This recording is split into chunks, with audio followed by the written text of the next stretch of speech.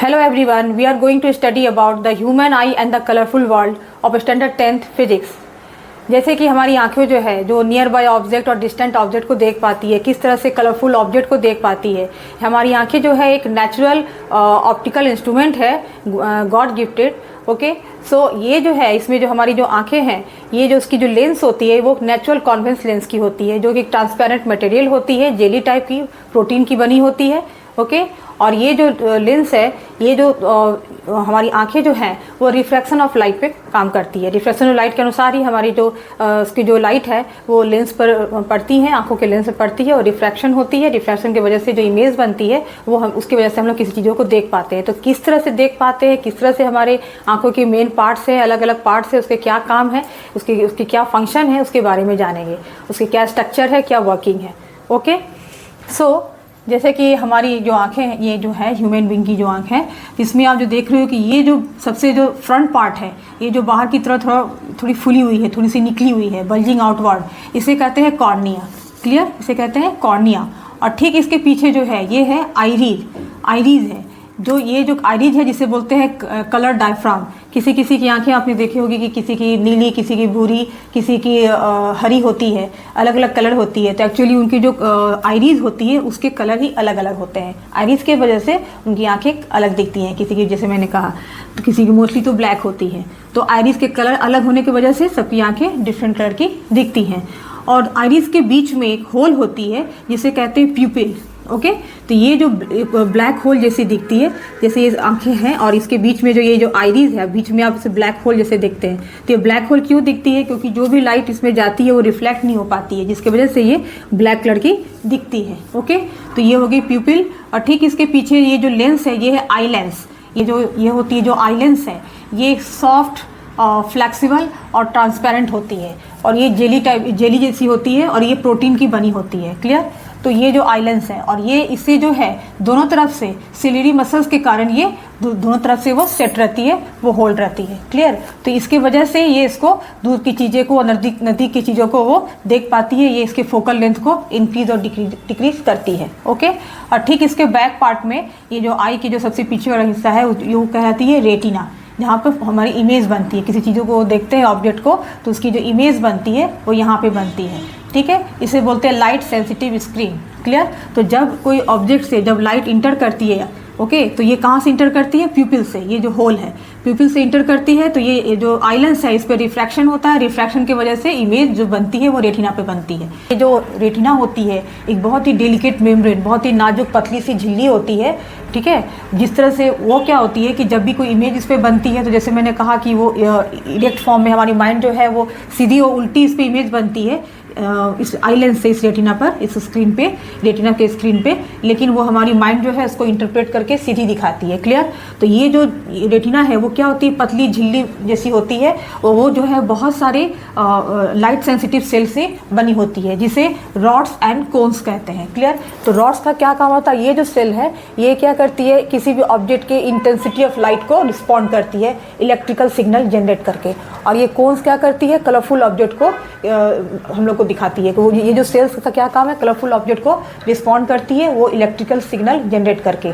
वही electrical signal क्या है? हमारे ऑप्टिक नर्व से होते हुए ब्रेन तक पहुंचती है और हम लोग किसी चीज़ को देख पाते हैं। वो सेंसेशन ऑफ विजन हमें ब्रेन से मिलती है। ओके, और क्लियरली किसी ऑब्जेक्ट को, किसी भी चीज़ों को हम लोग देख पाते हैं।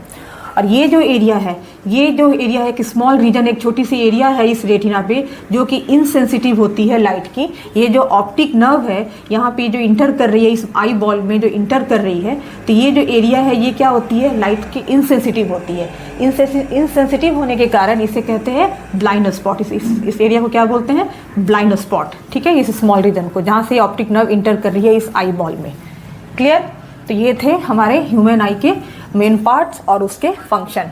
ठीक है, और किस तरह से ये वर्क करते हैं। क्लियर है, तो जैसे मैंने कहा कि कोई भी लाइट इंटर करती है तो सबसे पहले कॉर्निया पे इंटर करती है। कॉर्निया से पहले most of the light rays जो है वो कन्वर्ज हो करके फाइनली ये इस आइरिस के होल से अंदर जाती है।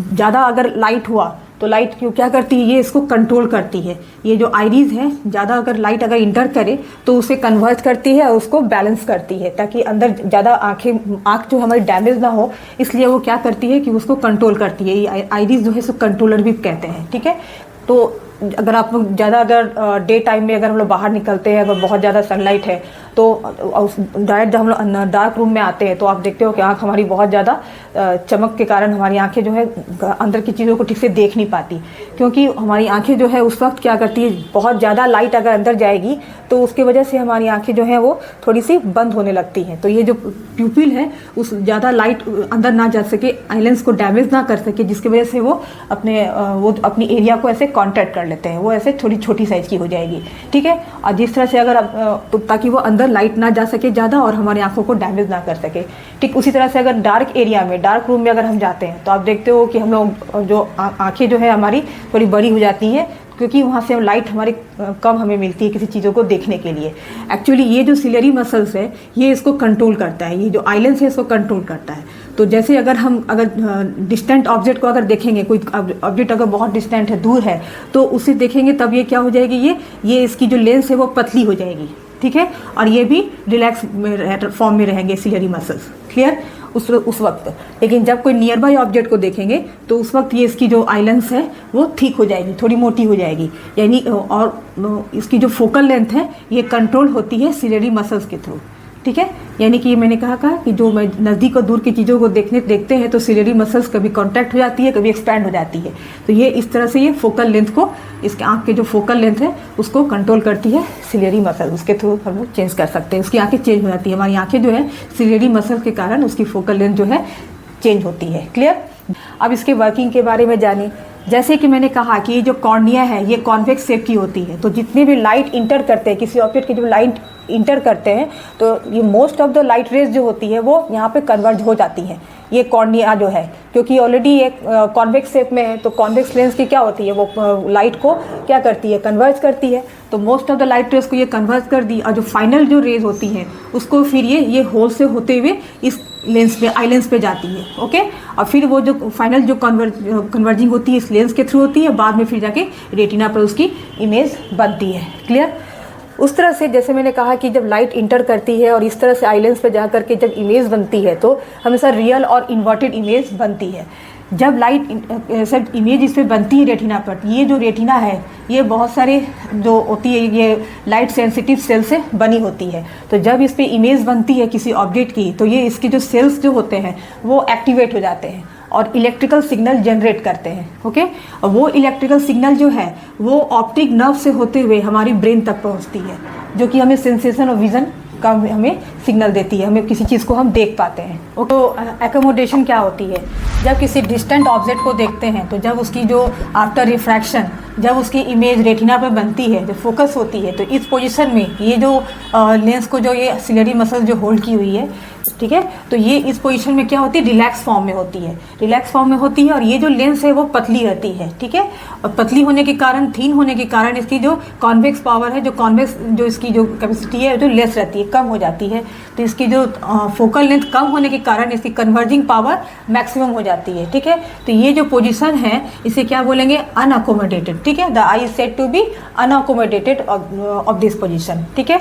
नेक्स्ट है कि जब कोई नियर बाय ऑब्जेक्ट को देखते हैं तो उस कंडीशन में जो इमेज बनती है हमारी रेटिना पे, हमारी आंखों की रेटिना पर, ये जो नियर बाय ऑब्जेक्ट का जो नॉर्मल ह्यूमन बीइंग का जो रेंज ऑफ विजन है वो क्या होती है, 25 सेंटीमीटर होती है। नज़दीक कुछ चीज़ों को इस रेंज में देखने पे हम क्लियरली उसको पढ़ पाते हैं, ठीक है, क्लियरली उसको देख पाते हैं। तो इस पोजीशन में जो सिलियरी मसल्स है वो स्ट्रेच रहती है, नज़दीक की चीज़ों को देखने से थोड़ी सी ऐसी आँखें हो जाती है तो थोड़ी वो स्ट्रेच हो जाती है। स्ट्रेच हो जाने के बाद ये क्या होती है, जो आई लेंस है, ये जो लेंस है मोटी हो जाती है, थोड़ी थिक हो जाती है, जिसके वजह से इसकी फोकल लेंथ डिक्रीज कर जाती है, मिनिमम हो जाती है।